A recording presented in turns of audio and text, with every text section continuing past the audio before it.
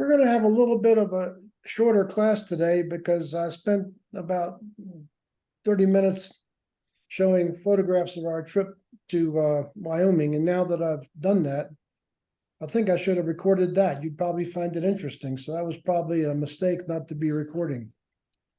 Anyway, back to our kind of, Do that on a separate recording. Give people the I think so. I'll probably do this Saturday morning, so I might record that and post it. So into our review, I think a tool that you really need to learn is the context shifting worksheet. And the way I got onto this is that Einstein said you cannot solve a problem with the level of thinking that created it. And the people that I was consulting for were really bright people. The TRW people are first rate. So they wouldn't call me in there and pay me to solve a problem that could be solved in any simple way. So I got the idea you can't solve a problem in the context that created it, and made the context shifting worksheet, which basically takes you through the whole workshop in about an hour. So if any of you have a vexing problem, I'll be glad to talk you through it and do the context shifting worksheet. And if you're willing, probably record it and share it with people, because it's really an interesting way to change how you see things. I'm always interested in the fact that our most malleable function as humans is our perception, and we can manage it. So you start with a situation, and it's good to have one that involves humans and some kind of relational difficulty of some sort. And that's often the most difficult part, to get a concise statement of your situation. And then the outcomes you want. And usually I press on this one because people, my expression is cast the net broadly. People don't usually think enough about the outcomes. Then we're going to be managing your mindsets, which is, I think, one of the most powerful pieces of the whole system. So we're going to look at the storylines that you're running and the emotions that those are exciting in you. I believe emotions first, and then storylines that are pushing them. And these are the mindsets that limit you. We shift the storyline to a green one using empathy and accountability, and you get a uplifting emotion. So this alone is a big change. And then go through the 8 behaviors sequentially as they apply to taking the situation to outcome, and then action items that these inform. So that's basically it. And you can do this an hour to max of 90 minutes. Some of my master certified coaches dropped all their coaching learning and just used this worksheet for coaching sessions. So this is some people think this is the most powerful piece in the whole system, is this worksheet. Comments, thoughts, questions? Charlie, you had a number of case studies based on that. I think from my perspective, it would be very beneficial for anyone who is studying this to really have those case studies in recording. So just my 2 cents. So yeah, so thank you. Great minds think alike, Larissa. I was already thinking that the next thing we'll do when we finish this slide set is go into my book, which has case studies from various people around the world and how they use the 4D system to solve things. So I thought that's a great idea for what we do next. Thank you. Thank you. Everybody understand kind of what we're doing here? Okay. So about appreciation, which I think is, I tell people, if you only learn one thing in the workshop, and that is to make appreciation a habit, you got your money's worth. The potency of this to help you live longer and live better is incredible. Dean Ornish, you may know, is probably the #1 physician in the US with holistic medicine, this kind of thing. No other factor in medicine, not diet, exercise, genetics, drugs, or surgery, has a greater positive impact on quality of life and reduction of disease than appreciation. I have paraphrased the quote just a little bit, but that's what he's trying to say. And then, of course, the flip side, the blamer state, which will kill you. So the closing slide from the appreciation behavior, I suggest that you go to your computer or something, word processor, and reflect on what you're grateful for in your life, with your family, with your work, and write it down. And I think it's where attention goes, power flows. It's a nice thing to put on your bedstand. What would it be like if the last thing you did every day before you went to sleep was to think about what you're grateful for? Isn't that a nice way to sleep? People need to feel appreciated by you. So my conversation with the guy who was so upset is the fact that he didn't feel appreciated by people, and nobody took the trouble to go find out the good work he did that benefits us all. Instead, they made him bad because of what the coal does to the atmosphere, which is unfair in my opinion. This is a foundational need, and the way Maslow's needs hierarchy works is the lower needs have to be met first. And this is kind of one of my jokes in the human language. How do you respond to the Terminator? Not that Terminator. It's the same word, but different meaning. The Terminator, as Earth goes from dark to light every day. So around the world, most people brush their teeth. I don't know there's any evidence that this is actually necessary, but we do it as a habit. What would it be like if you made appreciate someone that day as much of a habit as brushing your teeth? This is all about habits. And I think that when you have a relationship with people, it's interesting to ask people whether they feel adequately appreciated. So my clients, especially in China, know to do this. So every time I'm over there, once or twice they'll ask me, do I feel appreciated by them? And because they asked the question, they've made sure it's true. So the question is, again, a stimulant to behavior. If you know you're going to ask someone like that, and of course I ask them back, and the answer is always yes. That's our summary on appreciation. That's a slide I've used before, but you probably forgot most of it, didn't you? Does this all look familiar to you? Definitely familiar, but you're right. I certainly forgot some of the details. So yeah, making these habitual is. Yeah, let me put it this way, we can still appreciate it. Charlie, appreciation obviously is a good thing. I'm not sure if you can hear the background music. I have to come to a public place again, so I will stay on mute most of the time. But just confirming appreciation and the value of it, obviously, to make it a habit, it's an incredible habit, and to see the effect of that on people. Did you notice somebody modeled it for you today already? Did you notice who? Tanya. Yeah. Oh, yeah. Yeah, exactly. So I like this this way of thinking about this. When I was at NASA, they sent me to lots of 2-week leadership development courses.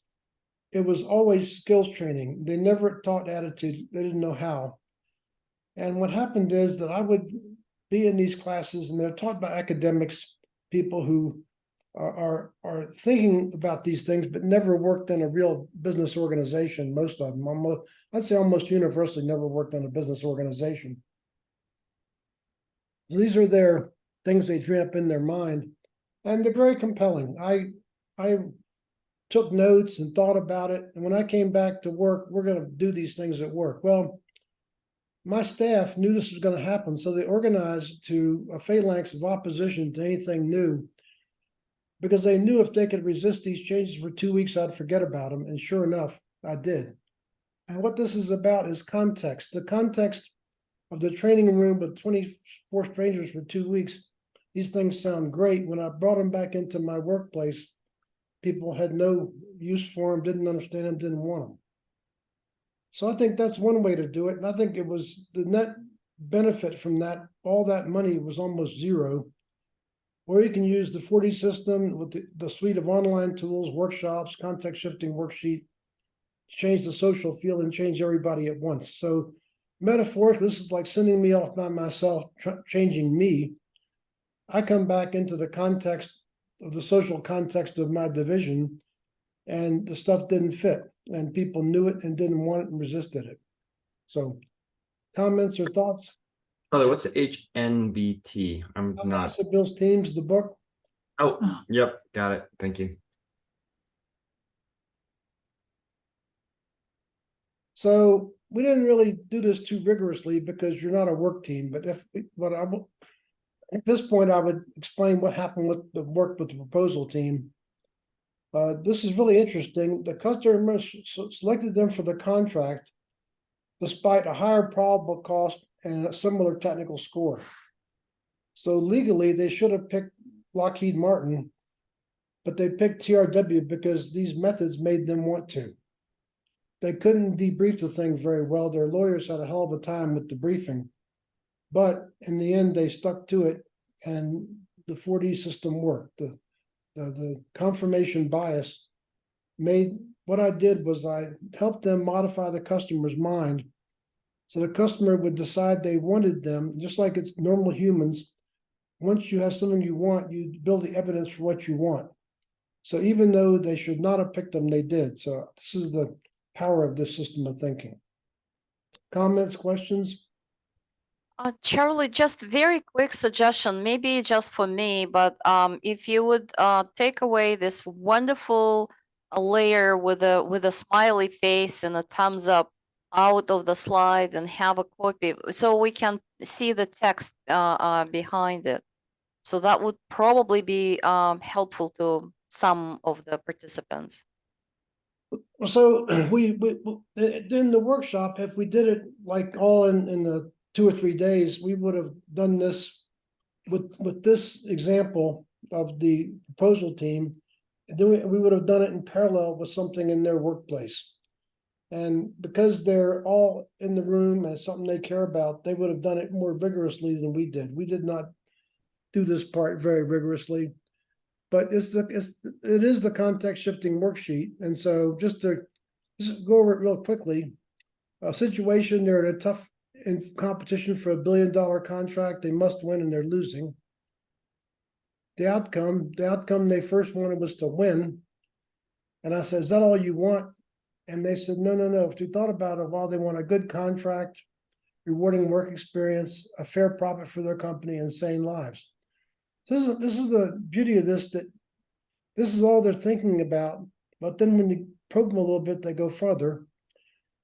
The emotions they're experiencing, they're scared. They're feeling anxiety. And they're feeling anxiety because management has made this, they must win it. And they're losing. The red storyline, what they told me is it's hopeless, the customer's cheating. And I said, how is he cheating? They said, well, the customer is playing tennis with the proposal lead on the competing team. And I said, that's nonsense, you're in victim. When you see the word hopeless, that telegraphs victim. Then I said, what green storyline can you replace this with? And the guy who brought me in, longtime friend of mine, said, we can match them technically, then create 4D competitive advantage. That's exactly what we did. And I said, I like that storyline. Then I said, now, when you go do this briefing, this was to get ready for a half-day briefing to the customer, their last opportunity. I said, what emotion are you going to bring into that room? You can't bring in anxiety. If you bring that in, they're not going to want to pick you.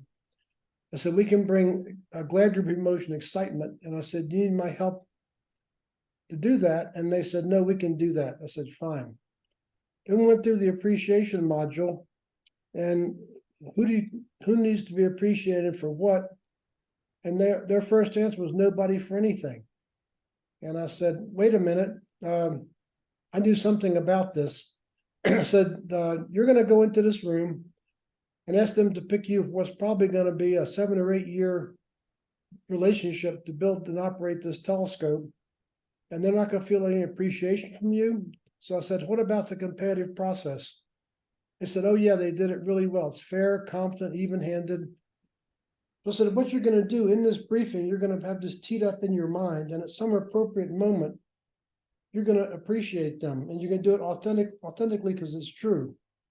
You're not gonna pre-plan this, you're not gonna be a package with it, but you're gonna wait for that moment and do it. Shared interest, they ran aground on this, then later they figured out the customer cares most about science results and program success. So when they wrote their proposal, they put pictures of each of the team leads and the science they cared most about. What this is doing is choking out the red storylines the government runs about the contractors. They're just in it for money. Appropriate inclusion, under inclusions, yeah, we haven't been keeping our management up to date. And the sponsors who make the actual decisions, we've been ignoring. We've been working with the proposal team. We can fix that with a tickler list. Over inclusions, too many meetings, we gotta cut back on that. Broken agreements, nope. I said, you mean, so the way this works is you have a contract like this has lots and lots of deliverables, intermediate deliverables of various kinds of analyses. Said, you delivered all those on time? They said, no, we didn't do that. And I said, okay, now you're gonna go and deal with your broken agreements. Either stop doing it or go process them if you need to. Any unfortunate realities you need to address? And they first said nothing. Then someone else said, wait a minute, our thermal capabilities are weaker than the customers, and it's purely a thermal mission. So what we're gonna do, we're gonna tell the truth. You're better than us, and as soon as we win the proposal, we're gonna sit down and make a joint team with you to do the thermal analysis, which is engineering the customer likes to do too. Level of commitment, 100% committed. Are you any victim, rescuer, rationalizer, blamer? Nope. And I said, look, you're already in victim. We already established that. And I walk around the plant and you blame the customer when you're frustrated. Can you stop doing that? Any roles, accountability, authority issues? Yeah, the customer wants to participate, so let's propose meaningful roles for them in the proposal. Actions to appreciate, address science, process broken agreements, truth about the thermal customer roles. Is it sufficient for the outcome? In this case, yes, the customer picked them. That's the process. I did that in an hour on the telephone with people that I'd never met and knew nothing about 4D. Does this essentially follow the Amber process in some way? Like, can you boil it It down? is, yes, Amber's kind of bedded in here. Because this is attention to outcome, the mindset shift, the behavioral changes, and then the result. That's helpful. Good. It's Amber writ large. Large. Yeah. Okay. So I think the attention shift is in two stages. It's in the outcome we want. I think it makes a difference to be clear about what the outcome really is, because it shapes everything. If all you want to win, that's one set of behaviors. But if you also want a good contract, rewarding work experience, a fair profit, and work-life balance, if all that's in the background operating in your brain, so attention to that. And then the mindset shift is core to Amber. Without this, you don't do anything else, I think. And then these are all behaviors, the 8 behaviors and the results. So it's Amber.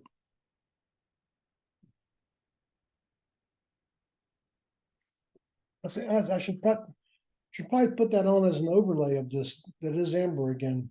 That was really helpful for me. I was, as we were going through that, this round, I start. Charlie, on the PowerPoint presentation, is there a number to this slide?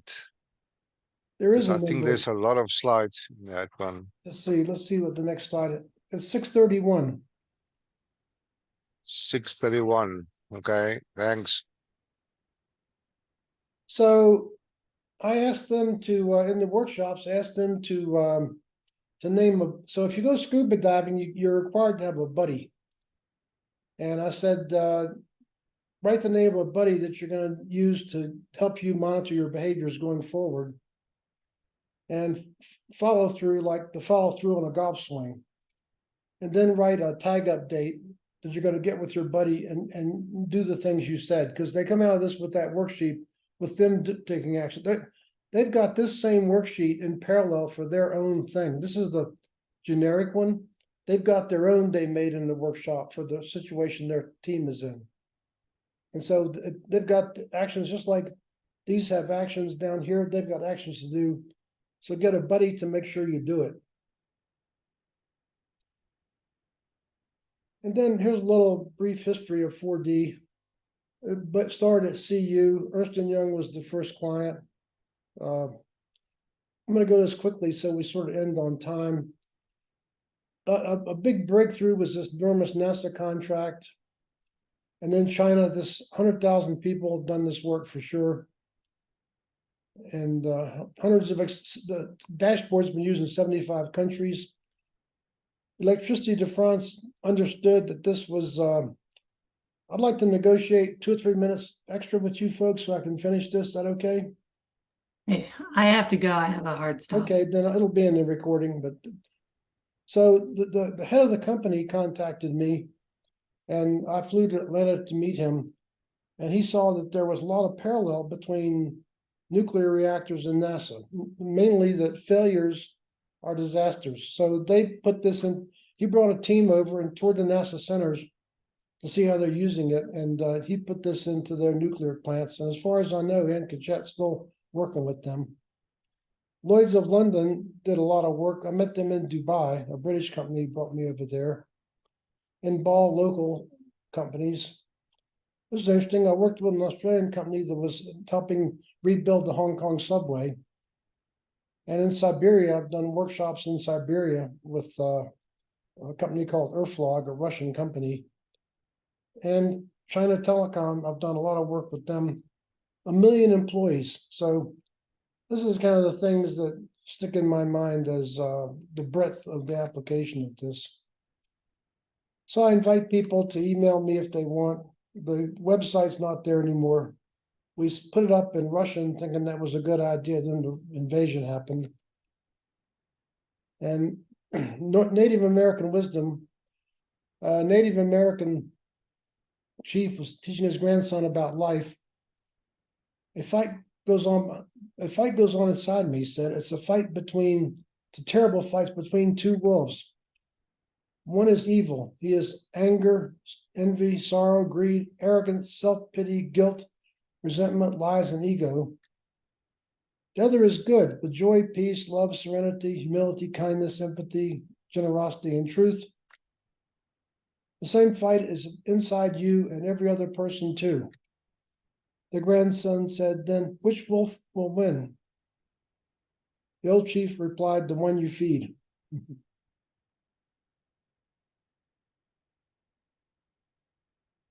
So I'd like to close with this quote, never doubt that a small group of thoughtful, committed citizens can change the world. Indeed, it's the only thing that ever has. And never doubt that a small group of thoughtful, committed 4D providers can change the world. This might be the only thing that ever does.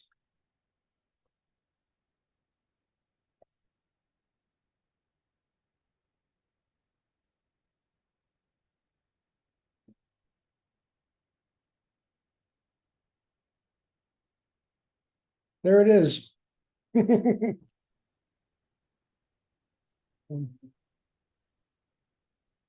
Thank you, Charlie.